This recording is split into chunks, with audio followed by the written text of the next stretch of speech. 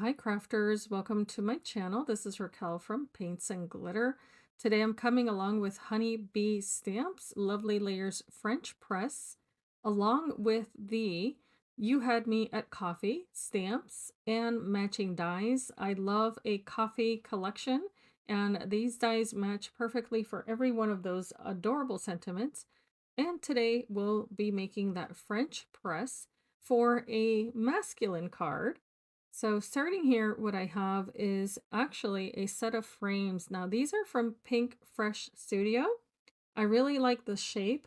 And by the way, all of the items you see in today's video will be available at scrapbookpal.com with the exception of my die cutting machine, which you see here. But what I've done is that I have used a 3D embossing folder, and I will list everything in the description bar, by the way. But I went ahead and embossed a white piece of card, and as you can see here, I've cut an aperture into that background using one of the frames. Now, what's neat about the frame set is that it has graduated sizes, and what I've done is taken these dies to create a frame for my card and cut it into some pearlescent black specialty cardstock. It's going to be really nice and elegant. So as here you see me stacking the two dies together.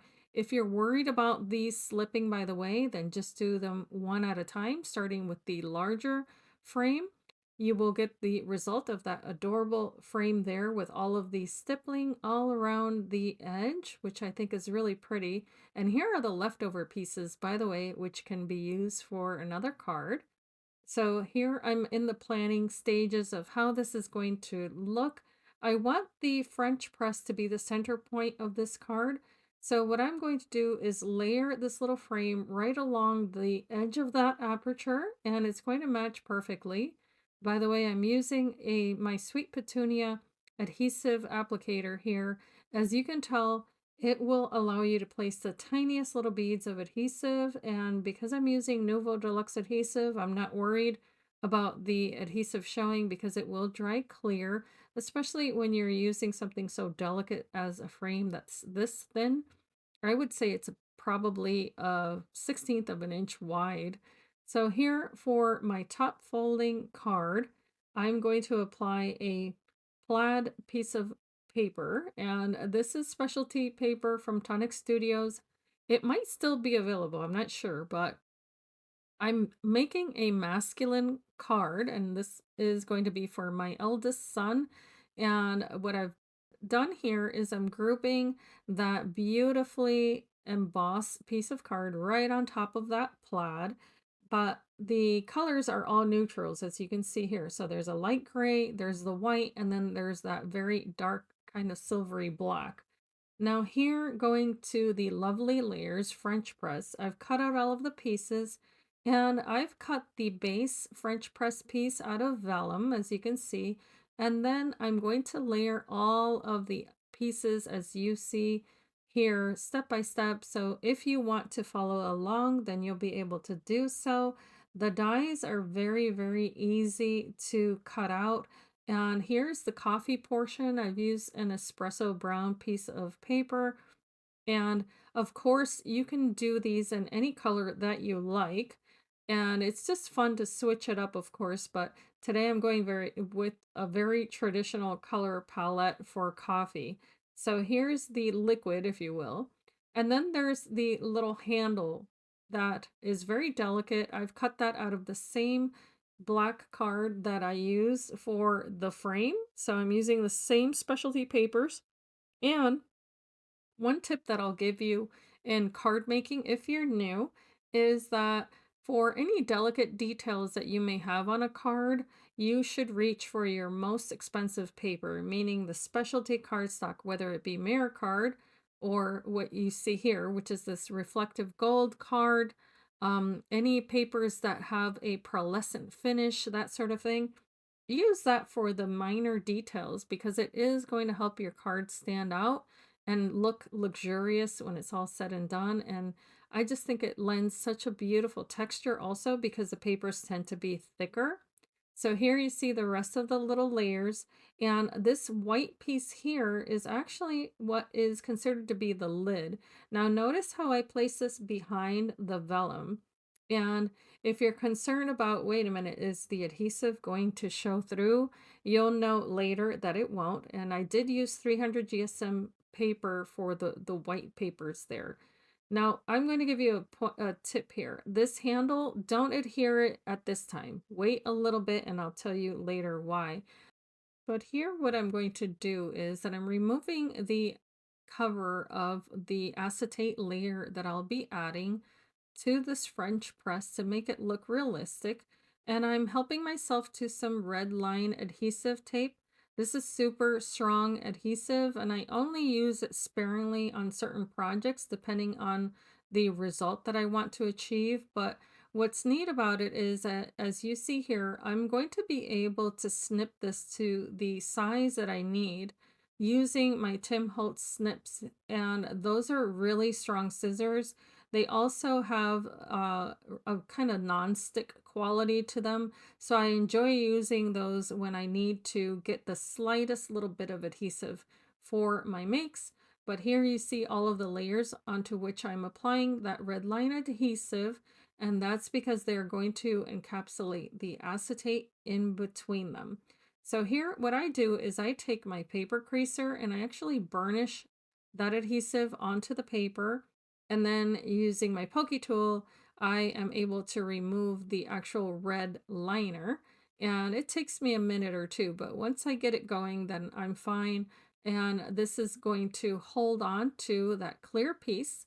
I did cut this, by the way, using the same exact die that I use for the vellum layer in the background. And I'm being super careful here in the application because you don't truly get second chances with red line adhesive. So I did remove a tiny little edge there, by the way, that was a little bit rough from the die cutting, but that was super easy to do. And now here comes the lid portion, and this is going to hide the adhesive. That's why I wasn't concerned about placing Nuvo Deluxe adhesive on the vellum or anything like that.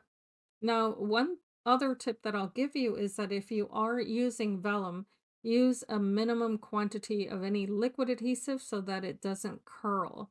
If you get it too wet, it will start buckling. So here are the other little details. And again, I'm using the shinier papers, the more expensive papers, if you will, and it's going to give it a more classy finish to this card. I just really love the results. And here I'm just again removing the liner. And if you own a French press, then you know that this is the metallic outer portion. Now I am backing this up with Nuvo Deluxe adhesive, and yes, you can use this on acetate and it dries beautifully. So very tiny amounts, as you can tell, this is a very delicate design. And here is where you're going to notice that I suddenly look at the handle and decide, wait a minute, this should be toward the front, not all the way to the back. So I did pull it away and then add a little more Nuvo Deluxe adhesive, and then I change the position of that little handle. I didn't bother with the top portion because that's going to have a little rivet, and you'll see that here. Now I did cut it in the same color, but you could also cut that in gold and it would look really beautiful. And I love that HoneyBee Stamps has all of these beautiful details in their dies. They make the finished result look so professional. So if you like to create a series of cards, for instance, then you're going to love these types of dies. Now here I'm planning out the positioning, but I do have a sentiment that I want to add. And what I've done here is taken some ink, and this is from Nuvo. This is also by Tonic Studios, and it has that beautiful teal color that matches the cup. So what I've done is that I've inked my sentiment, and I'm going to cut it out of some white cardstock, and it's going to say have a beautiful. So it's kind of like a punny sentiment. And then the rest of it will just be the word birthday. But let's talk a moment about the fonts. I absolutely love it when companies switch up the fonts on their the lettering, I should say, on their stamps. I have a love of typography, so I really, really like it when they mix it up like that because it does catch your eye. And if you didn't notice, I did place the entire stamp sheet onto that die page, and that way you can match up the words to the dies, and it makes it a whole lot easier to find out which one to use. Now, after having cut out these sentiments, I did go back and cut out the same sentiments, if you will, but this time I didn't stamp them. I simply cut them out of the black cardstock because I'm going to use them as shadows. So here I'm snipping the Happy Beautiful in half, just removing a tiny bit that I know that I won't need, and now placing a little bead of adhesive there. I'm going to be able to stagger this underneath the sentiment and leave myself the tiniest little shadow. This is going to help it stand out from the background. I highly recommend using this technique on your cards because it will give it a more cohesive look and also help you stamp onto white paper and still have that sentiment stand out. Now here I'm using dimensional adhesive to apply the carafe or the French press, I should say, onto the lower left hand side. The little coffee cup will go on the lower right hand side, and that's a full serving there. It, of course, is going to have some steam, and here I also use some pearlescent white cardstock that has a really fun texture. I believe that's from Coordinations, if I don't recall incorrectly. And more dimensionals are going to allow me to add the sentiment to the top, and that's going to have that eye-catching teal color that matches the cup, and a super simple birthday on the inside because I will be adding a note. And this went all the way out to another state where my son resides now, my oldest. So I topped it off with honeybee holiday wishes, sorry, little pearl stickers. These come in all sorts of colors, so be sure to check those out as well. I absolutely love that they come in different sizes. And this completes my card. I sure had fun creating it, especially with lots of love. And I hope that you have enjoyed this tutorial. Let me know your thoughts. Use the links below if you want to shop to support my channel. And thank you so much for spending some time with me today. Be inspired and be blessed.